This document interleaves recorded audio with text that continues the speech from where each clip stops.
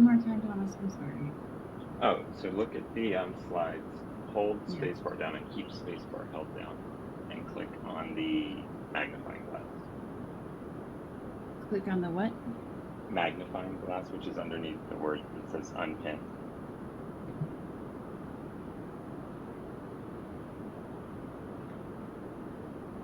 Click on the magnifying glass under unpin. I don't see that. So you're saying, oh, I'm looking at, I don't know. Hi everyone, I'm so sorry then having all these issues. No worries, Hubs is always a fun environment. So I'm looking at the slides and pressing, oh, there we go. Okay. Yep. Now I am magnifying this. Got it. Now I want to share my video.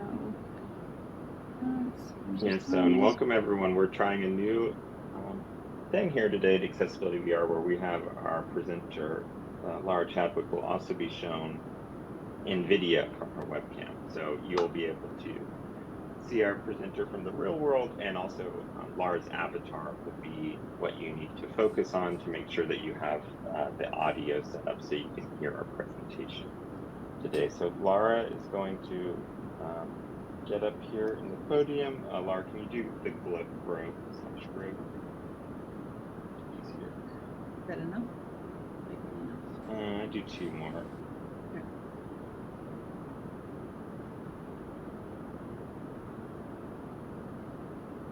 Okay. Yep. And if you, Laura is going to move down here to the podium, but with your mouse cursor, assuming you're on a laptop, you can move your mouse cursor over Laura's avatar and hold spacebar down, and you'll have the ability with the plus and minus buttons. I recommend hitting the plus button pretty much to the max to make sure that you can hear Laura well in today's presentation.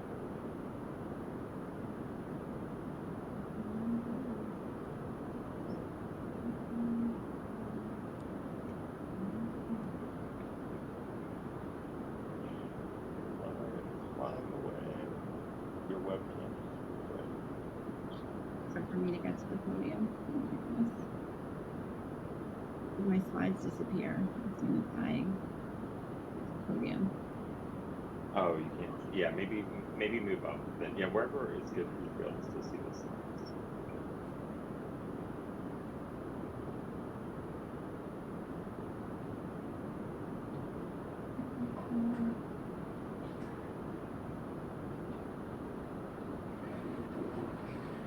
And do you mind sharing your camera one more time?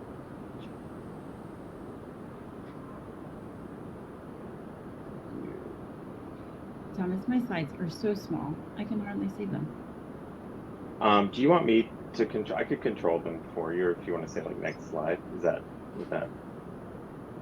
I need to be seeing them. Okay, so let's maybe we need to repin them now that you've grown. I think maybe and Dan here is from Mozilla that's in our group today. So Dan, if we re-magnified the slides once we've grown, will that make them easier to see? I think that's what we need to do, is just look at the slides again and hit the magnifying glass. If you hit Q and E, that will rotate your avatar to look at the slides. So, yeah. There we go. Hi everyone. Thanks for your patience. Yeah, it's great to have so many people here. Welcome everyone to Hubs. We're actually, as Laura's getting set up, they're still small. They're still like ridiculously small. So, well, if you want to do shrink, if you do shrink, then I think maybe we should do shrink so that you can't see them, and we'll log that with Hubs, because yeah, I want you to be able to see the people. When you do shrink, does it make it easier for you to see? I think they are like absurdly like smaller than a post stamp. So I mean, I can see them up here on the screen, but I cannot. Yes, that is so. Well, maybe because we're trying something new today, which, you know, everyone that's here today, we're always trying new things at Accessibility VR, and we love your feedback. Actually, for today, because we have Laura on video up here by the slides, I guess, you know, we don't really need to have your avatar up at the podium, so we can have your avatar be positioned in a good place for you to control the slides. For those of you, though, like Laura's avatar is now up here in the sky, so you need to look up to where Laura is, and you'll be able to boost Laura's audio by holding spacebar down. Once your mouse cursor has moved over Laura's avatar, hold down spacebar and click the plus icon to boost the volume. I'm going to get us started here, though, so this is great. Thank you, Thomas. So this is Thomas Logan from Equal Entry, and very happy to have pretty much full house here today for our October Accessibility Virtual Reality event. Meryl Evans is also here as one of our hosts, and she will be able to also assist you during the presentation if you have any issues. One thing about all of our events at Accessibility Virtual Reality, we do stream them to YouTube. So if you have any trouble hearing the audio has any issues during today's presentation, you can always join the YouTube stream, and we are going to be monitoring the YouTube stream live for today's presentation, and we can take questions either from the YouTube stream or from here inside of the Mozilla Hubs environment. So that's always an option. We want to thank Jolie McPhee from the Accessibility Special Interest Group of the Internet Society. Jolie is here to make sure that we can have our event streamed to YouTube and also recorded and available for people that can't join us in real time. And we also want to thank Texas Captions. So today we have a human captioner creating the captions that you see beneath the presentation. And every time we host an event in Accessibility Virtual Reality, we are having human captions and making sure that we get a good translation of what's being communicated. And we will post these captions and transcript to the video file on YouTube as well at the end. One more piece, as I mentioned, but I'll say it again, you know, everything that we do here at our event is an experiment, and we want your feedback on how to improve or how to make this a better or more accessible experience. It's great today. We have one of the members from the Mozilla Hub here in the chat, maybe more than one, but they've been awesome to work with, and we've actually been able to, through the lifetime of this event, get feedback from people that have attended and work on improving or, you know, making changes that will make it a more accessible experience. So please feel free to share any feedback. We're always open to getting feedback, and we do want to make sure we improve. One last point before I'll turn over to our presenter, you will be able to see the slides in sort of a full screen preview. If you look at the top right or navigate to the top right of the Hubs window, there's an objects list, and the objects list currently has 6 items displayed in it. On my list, the 3rd item in the objects list is actually the slides for today's presentation. So depending on where you're positioned in our world, if you want to see a more zoomed in or close-up view of what's being presented, you can use that objects list at any time during today's presentation to see a zoomed in view of the slides. And with that, I would like to now introduce our presenter for today and our topic, introducing the XR Association's Developer's Guide on Accessibility. And today we have Laura Chadwick with us, and she serves as the XR Association's Vice President of Industry Relations. And she's been responsible for overseeing the implementation of the research agenda, the development of a catalog of industry-leading best practices, and the growth of member engagement and industry relation efforts. I have been able to see the work that Laura and her team have produced, and I'm really excited that we'll be able to get to share that with you in the group here today. So with that, take it away, Laura. We're looking forward to your presentation. Thanks so much, Thomas, and hello, everyone. It's so great to be here with you today. So as Thomas said, I am going to walk you through our developer's guide that we released last October. But I'm first going to start off talking about giving you an introduction about the XR Association. We're a relatively new entity out in the XR ecosystem. So I'd love to talk you through who we are, what do we care about, what do we do, and then do a deep dive into our developer's guide. And then I'd like to share with you an exciting announcement just made today about the evolution of our developer's guide, a brand new resource that I hope you guys will enjoy, find useful, and also contribute to moving forward. So with that, I'm going to move on to the next slide.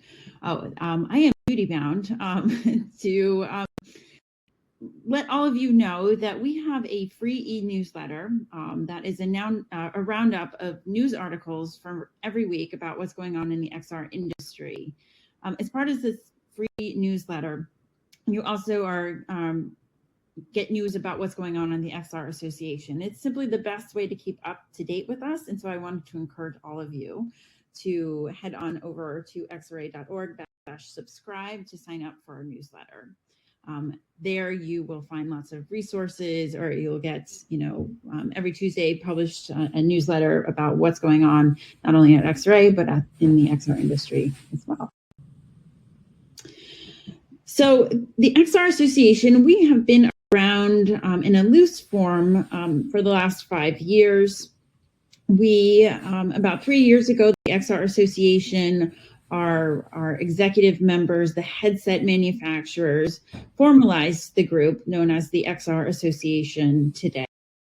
Our mission at the XR Association is in the promotion of the responsible development and thoughtful advancement of XR technology, all focused on those positive societal outcomes.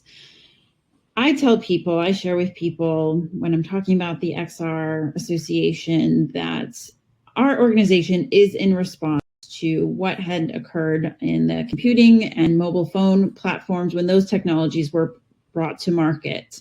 I think all of us can agree that when those new innovations were launched, that there were some huge blind spots in the technology. There were some areas that absolutely needed work, and there were areas that required the manufacturers, the developers, to go backwards and rethink. The XR Association is an attempt to learn our lesson. It is our attempt to, from the get-go, begin to look at those areas that need work and bring together the industry to solve those problems. All of this is very much infused with our vision that our technology will bring about societal change and value for everybody. So that being said, as new as we are still your traditional trade association. So we have member companies. We are very interested in supporting industry networking and collaboration, and very invested in making sure our member companies are succeeding in this space. As I mentioned, we were founded by the headset manufacturers. These folks still make up our executive committee. We include Google, Microsoft, Oculus by Facebook, Sony Interactive, and Vive. This has not been announced yet, but we will be adding Unity and Accenture to this list. And then we're also welcoming Qualcomm into the membership as well.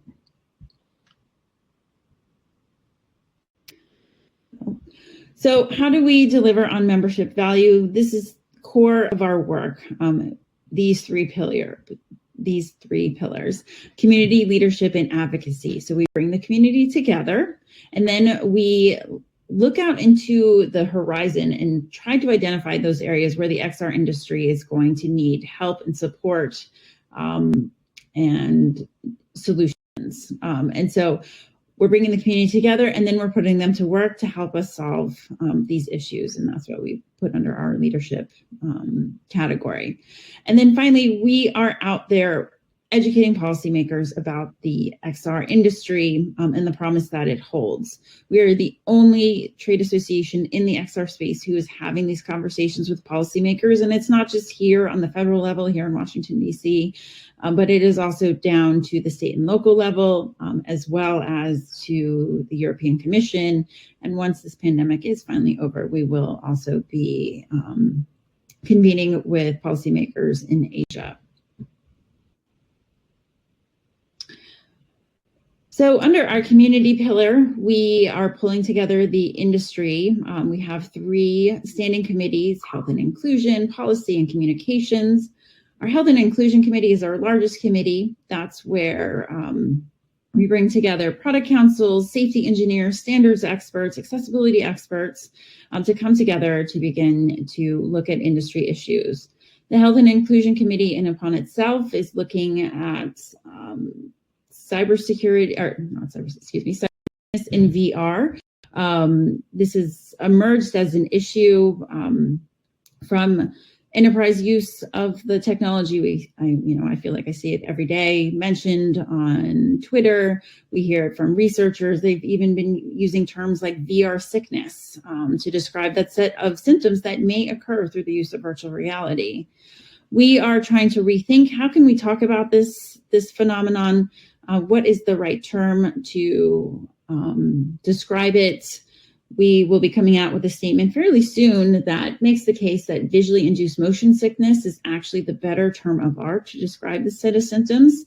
And visually induced motion sickness, or VIMS, actually occurs in a variety of different contexts beyond virtual reality. It happens when you're on a bus or an airplane where your body thinks that it's moving, but it actually and putting that into context with these other use cases.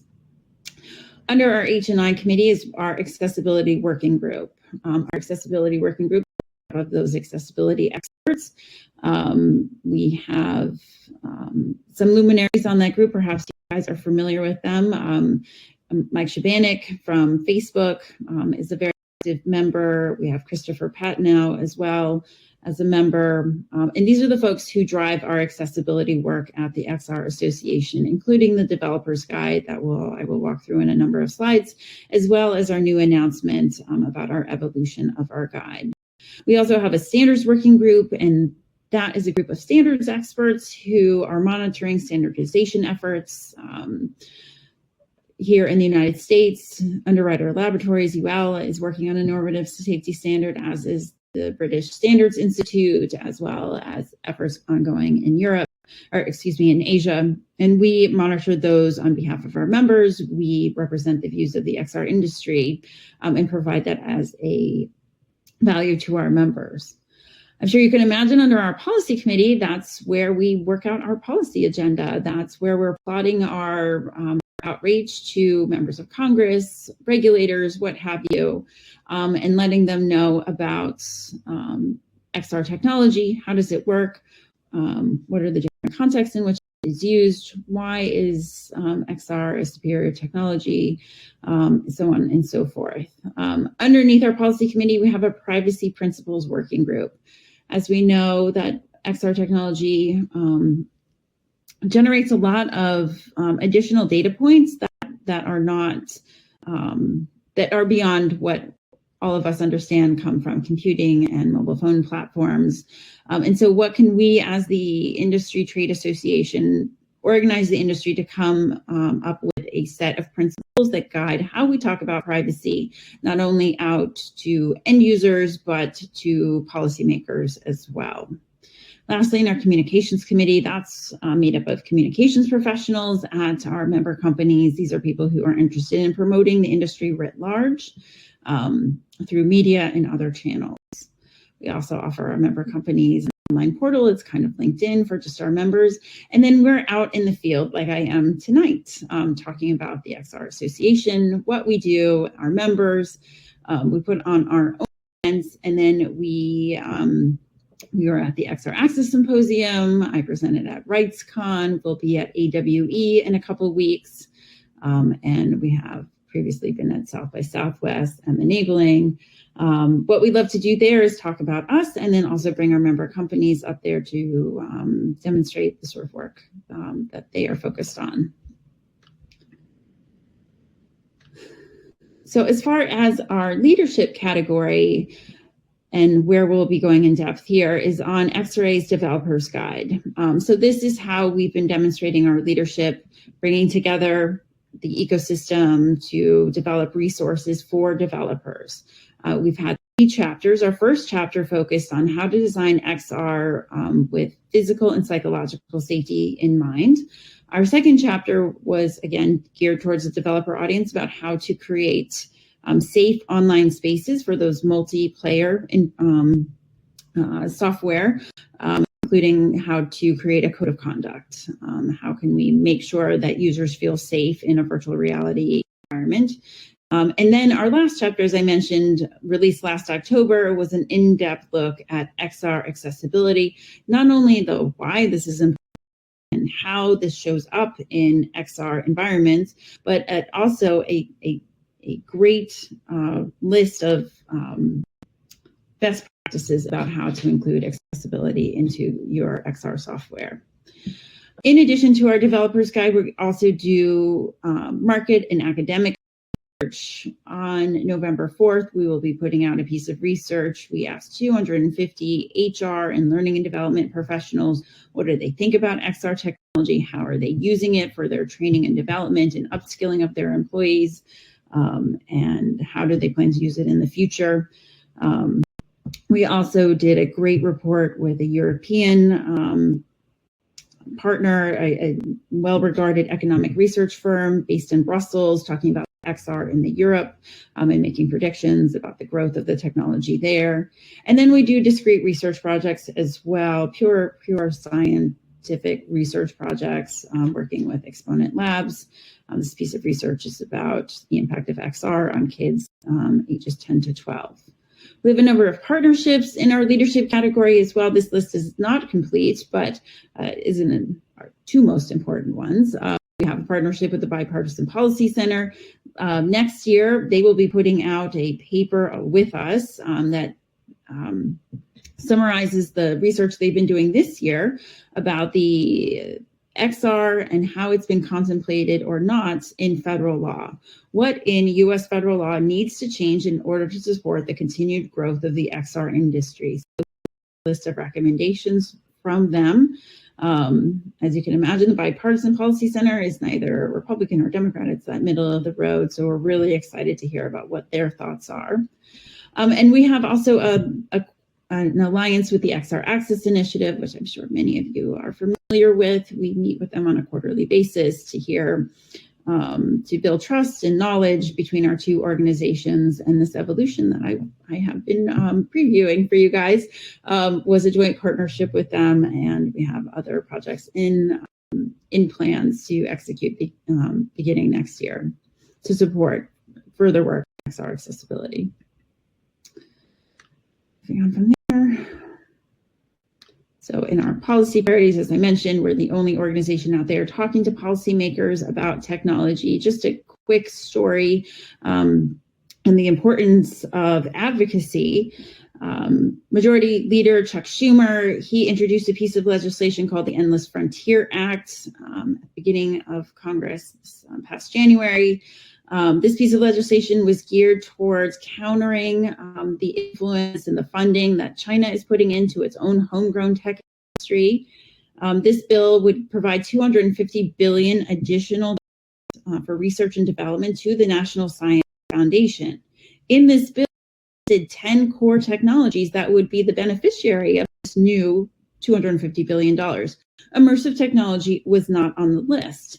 And it was only through XRA's direct advocacy did we get immersive technology added to the list before the bill was passed by the US Senate. The bill is now over at the US House. President Biden has already indicated his interest in citing this bill. And so when it is, signed into law, our industry will benefit from this extra National Science Foundation money. So that's sort of a great example of why we do advocacy. This money will help our industry continue to grow and develop. So provide a variety of resources out to our members. We have a policy newsletter. We have a CEO report as well. And this is in addition to our XRA alert. And you can keep up with all of our news, again, through that XRA alert newsletter. So from here, I just wanted to also share that we have, I mentioned how we were founded by the headset manufacturers, formerly about 3 years ago. Our CEO, Liz Hyman, was brought on about 2 years ago. I've been employee number 2 for the last 19 months. But as of January this past year, we've expanded our membership beyond just the headset manufacturers. We now include component and peripheral manufacturers and developers. We include internet infrastructure companies, those companies that will make 5G a reality, which should be a turning point for the use of our technology. Enterprise solution providers, people who are working with companies developing XR technologies. Perhaps many of you are involved in that sort of work. And then the enterprise end users themselves. We have a small category for XR developers who want to join, who want to receive our newsletters and our research, but not get involved on our committees. And so if any of you are interested, please do send us a note. You could go to xra.org/join us to learn more about XRA membership and fill out a form, which will then come to me, and we will be in touch about setting up a meeting so we can talk more about this. And then lastly, our last new category is XRA allied members. These are organizations that support the growth of the XR industry, but aren't actually doing XR technology. A great example of that, we've just on the WXR, that's venture capital fund geared towards women XR founders. With that, before I get into pure accessibility, I wanted to share with you our event that we have upcoming. This is our first inaugural event that we are doing here at the XR Association. It is the Limitless Future Conference, XR for Learning and Development. This is a conference that brings together the XR industry with HR and learning and development professionals.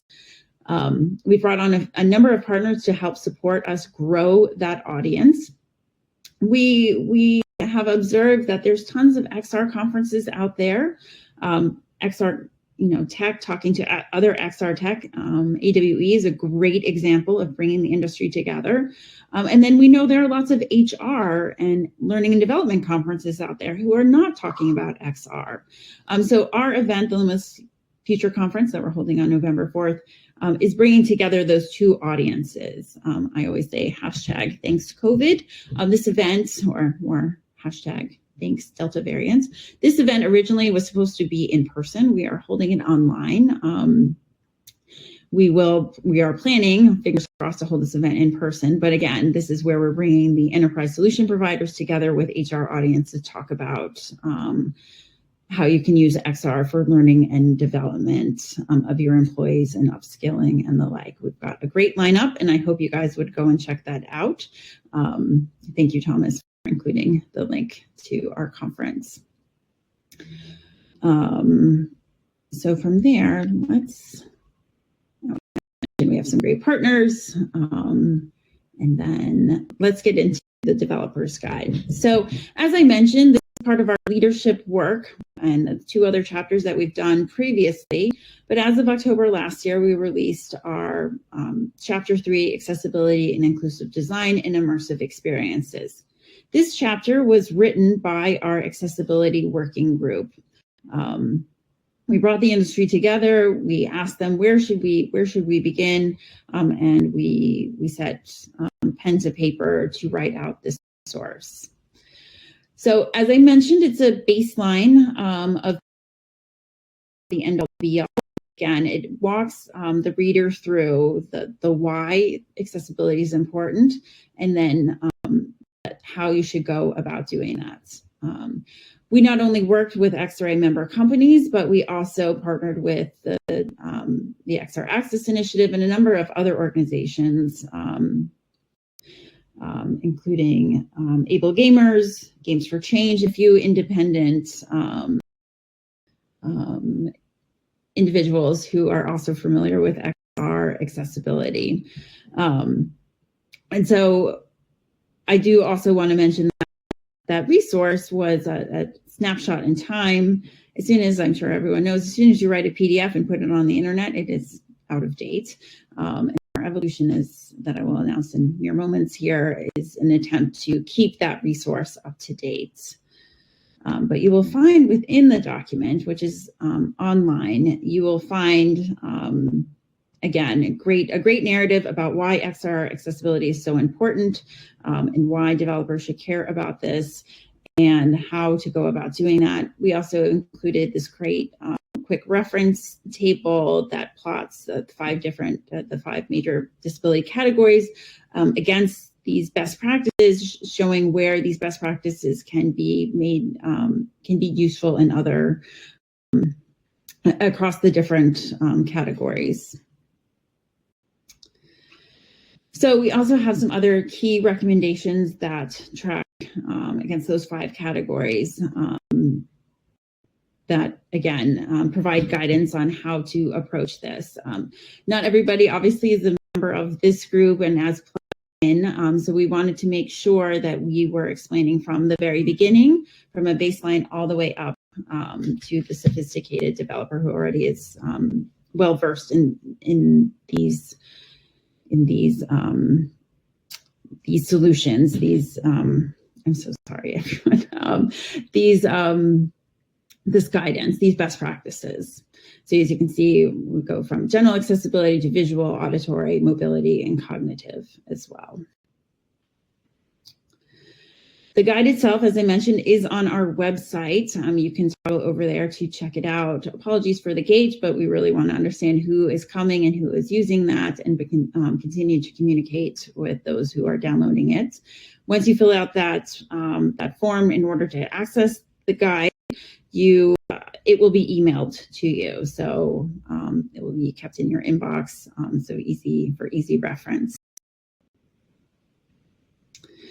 So as I mentioned, I've been promoting it throughout my talk here, this evolution. And so we have worked with the XR Access Initiative over the last several months about creating an online resource, a living, breathing index of every piece of XR accessibility research, guidance, code base, what have you, and putting it all in one place. And we're calling this the XR Accessibility Project, and then it's housed on GitHub. Right now, what we have, and if you were to toggle over to the GitHub site, you will see that this is brought to you by the XR Association in partnership with the XR Access Initiative. And as we go through it, you can see that we have delivered a number of different resources by XR development platform. And it is our hope, we have preceded this list with as many resources as that we can get along. You will see the XRA's Developers Guide, you will see XR Access's materials, you'll see Accessibility VR resources developed by this group and others already on the page.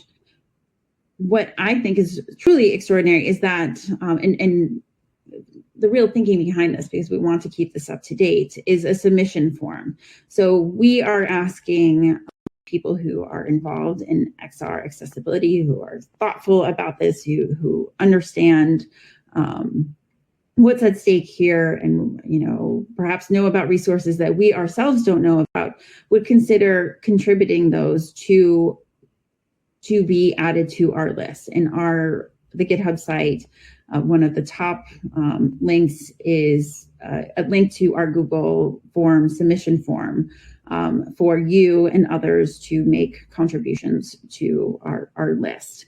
And that's the way that we are going to keep this up to date. And it is our hope over time to begin to build a community here, and then to also enable other, other aspects of GitHub, using the real guts of GitHub in order to develop, additional code bases to highlight other people's work, and so on and so forth. So I wanted to just pause there for a moment just to see if anyone had any questions about the GitHub or any feedback about it initially. You need not, if you want to take a look at it, we'd love to hear from you. You can reach me, you can reach, oh, awesome, thank you so much. You can also reach out to Thomas, who was very much a big help on developing this resource. As was Dylan Fox over at XR Access Initiative. Again, as I mentioned, we really want this to be living and breathing. We want this to be in a place where people regularly go. The only way that we're going to be able to do that is through folks like you who are spreading the word about this, who are making submissions, who are continuing to use this as a resource. So I'm asking to enlist all of you in helping us share that message about this new resource. Oh, hi, Dylan. Thank you so much. So I also, in my final moments, I also wanted to talk about a few more accessibility focused resources that we have. Thank you so much, Heather. A few more resources that we have developed as well, focused on XR and accessibility. We partnered with PETE, Partnership for Employment and Assistive Technology, out of the U.S. Department of Labor. I'm sure all of you know Bill Curtis Davidson and his great work over there. We partnered with PETE to create this new white paper that is really focused on those HR and learning development audiences, to tell them about how to, as they are pursuing XR for their learning and development HR use cases, and throughout the company, frankly, that they need to think through about making sure that the technology is inclusive. And this white paper that is also available up on XRA's website, and as well as through PETE's channels, that makes the case, explains to them, gives them direction about how to go about doing that. I'm excited to announce that PETE will be at XRA's Limitless Future Conference in a breakout session, leading conversations with our HR and L&D professionals who are coming to the event about the PETE paper, and also about how to make their XR training modules accessible. And Meryl will be coming to be one of our speakers there, so we're so glad to have her as well. Sorry, just trying to get my screen. Again, I'm going to go back to my xra.org/subscribe. It's the best way for you to keep up to date with what's going on with XR Association and all these new resources that we have developed, not only on XR accessibility, but beyond. And then I wanted to close with any questions or answers about XRA, the work that we do, how you guys can get involved, and especially on our work in accessibility. Yay, thank you so much, Laura. That's awesome overview. And we have several chats on the YouTube stream as well, just saying this is great to see this is all coming together. And then it definitely, excuse me, feels like a move forward in, the next step in making progress here for the topic we all care about. So it sounds like on the stream, people are very excited to see this launched, and we will also in our meetup be continuing to share the link for contributing the resources, so that, every time we have different people that come to this event. So we love meeting new people. Any of you all here today, if you're working on anything in this space, we'd love to help highlight your work right via this mechanism, and here at this event. So we're very excited to really see this coming together more. First question for you, Laura, that was let's see, my questions up here. We had a question on the YouTube stream related to the vestibular sickness, and it was related to if there's a difference between, I think, is there as much of an effect on motion sickness in the realm of AR as there is in VR? I would think not, but a lot of experiences beyond Pokemon Go. VR aggravates people who have vestibular disorders and migraines. It's not necessarily unique to VR, but just is there any discussion in the group with VR versus AR and vestibular? Yes, no, that is a great point. We have been focused on virtual reality. That's where we're hearing the most churn about it. There has been some studies. Frankly, the Consumer Product Safety Commission has been spending some time talking about AR and VIMS, but we've run this out with our member companies. They have found that the research is lacking depth and needs more investigation. So to put it short, to sum it up, we are focused on VR. We are not seeing this as much in AR, but we continue to investigate it. I am not the definitive source on the science behind this. My colleague, Murray, who also runs our standards working group, is the expert on this. Whoever's asked this question, I do encourage you to reach out. And I'd love to meet Chadwick at xra.org. I'd love to introduce you to Stephanie and our team who's working on that particular piece of it. Yeah, thank you for that.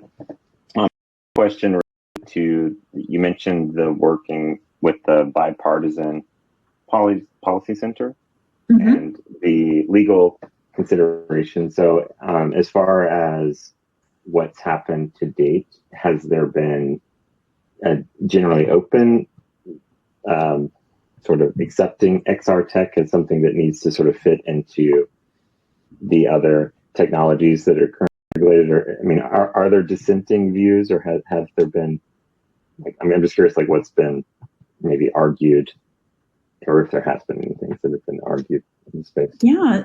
So these conversations, there's been a kickoff public event, and then there have been private conversations, closed door, where we've brought in the Bipartisan Policy Center has brought in issue experts to talk through. Bipartisan Policy Center will be holding a public meeting in November focused on the end users and their use of XR technology. We will be sharing through the XRA alert about how people can attend that public meeting to talk about, to hear about how it's being used in an enterprise use case in smart cities and the like. But I can share with you that a lot of the conversation has been focused around cybersecurity and privacy, also human rights, workers' rights when it comes to the use of the technology. And there are some existing legal frameworks, but other topics that have emerged is, and perhaps we're seeing this in other places, about mental privacy, that XR technology perhaps provides a snapshot, a deeper snapshot into a user, and then who has the rights to that information that can be gleaned. It's sort of really cutting edge sci-fi stuff, but the thinking is that we want to surface these questions and begin to ask them and to think through how does federal law consider these topics today, and how should it consider it in the future? We're always very much pro innovation, right? How can we make sure that the law supports innovation, while also making sure that the user's privacy and their mental privacy is being protected? So it should be a really interesting and compelling report that's coming out, as I mentioned, next year, probably in the March, April timeframe. That's excellent. And yes, I have that thought when I put on my headset pretty much every time, thinking about the privacy aspect. So yeah, it's great to hear that that's being discussed at that level, and people are not waiting many years down the line to have the discussions. It's great I want to open it up to the folks here in the room. Does anyone have a question? You can either type into chat or go on voice. We're happy to have you also ask Laura a question. Give voice. Well, everybody's writing. I just, and Thomas, I just want a final feedback. That is, our work with the Bipartisan Policy Center is very much in vein with our mission, the thoughtful advancement and responsible development. Responsible advancement. I'm so sorry again, but you get my mission: the thoughtful advancement and responsible development of the technology. That we at the XR Association, we are most certainly supportive of the industry. We want to see the industry grow, but it's part of our DNA here is to ask the hard questions about the technology, again, to prepare us for the future. We're not just cheerleaders for it, but again, we're asking these hard questions in order to prepare the industry to again lean into our community, bringing the industry together and our leadership work to begin to create solutions to these problems, and then telling our policymakers about how the industry is responding. How are we going to take care of this? And then we very much imagine that we will partner with government in order to create a legal framework that enables, again, the future growth of our technology.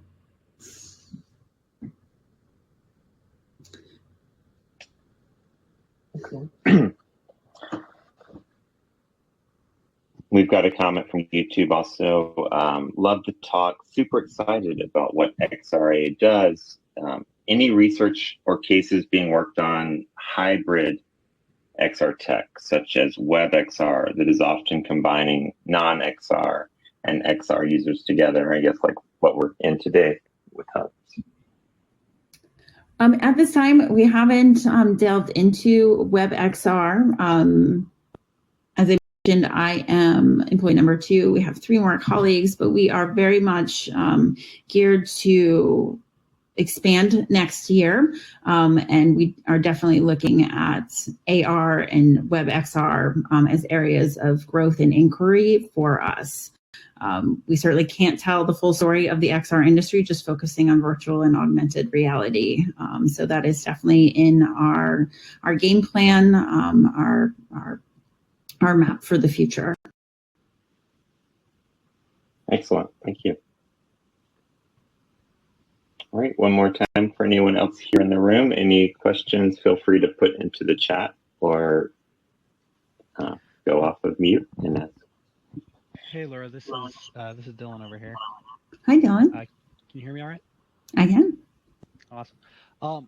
I would just love to have you tell us more about, you mentioned that in the policy that can cause things, NSF grants to become eligible for XR related topics. And I think it's really hard to see a lot of the time, especially from West Coast, how the changes and things that are happening on federal levels can directly affect some of the development, the lives of kind of designers and developers and users over here. I'd love if you could just talk a little bit more about that type of work, and about how it affects the lives of the people that might listen to this meetup. Sure. So just to like the volume was coming in and out, like the impact of federal policy on the growth of our industry. Is that right? Yeah, and how resources can come from there to here. Yeah. So I think, writ large, and this is where trade associations are so great, is to interface and educate members of Congress about new technologies, right? I'm a former lobbyist myself. I worked on Capitol Hill for 7 years, and so know it from the other side of the equation that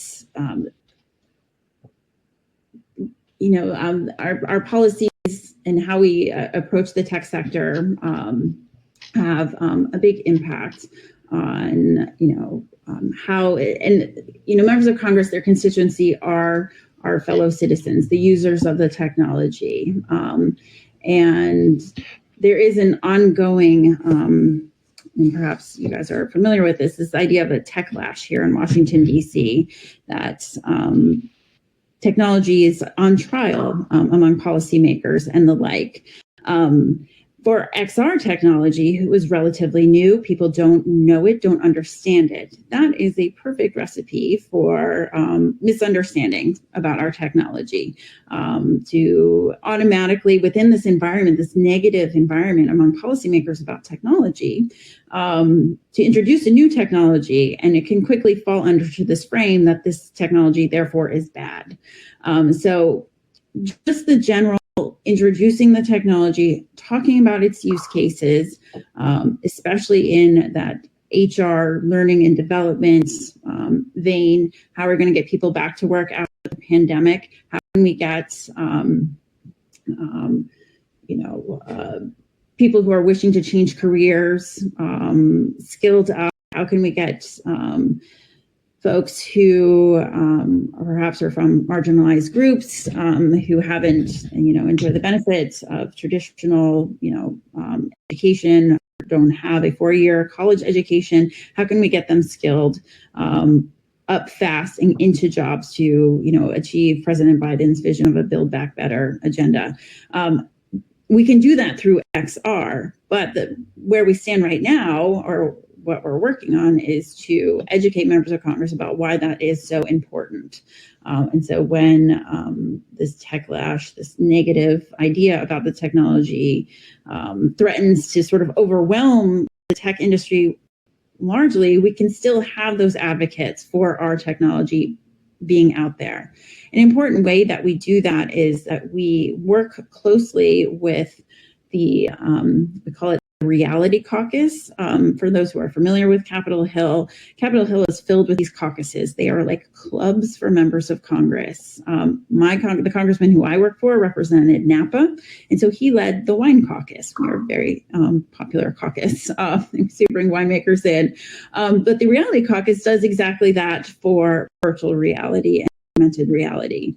It is run by Congresswoman Susan DelBene. She's one of the founders from Washington State, former Microsoft executive. Congresswoman Yvette Clarke from Washington State, from New York, Brooklyn area, that great part of Brooklyn that is really tech forward, and a few others who are involved in making sure that technology is part of the conversation and part of the national conversation in a positive light.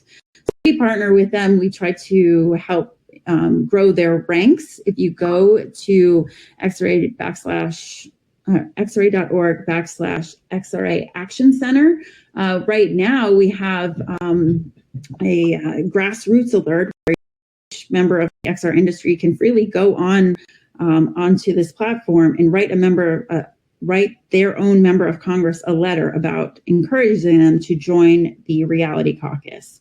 And so we work with them on growing their caucus, getting more members of Congress involved. And then we partner with them to provide content, to give them research, and bring interesting speakers to light. So again, to begin to tell that story about the XR industry.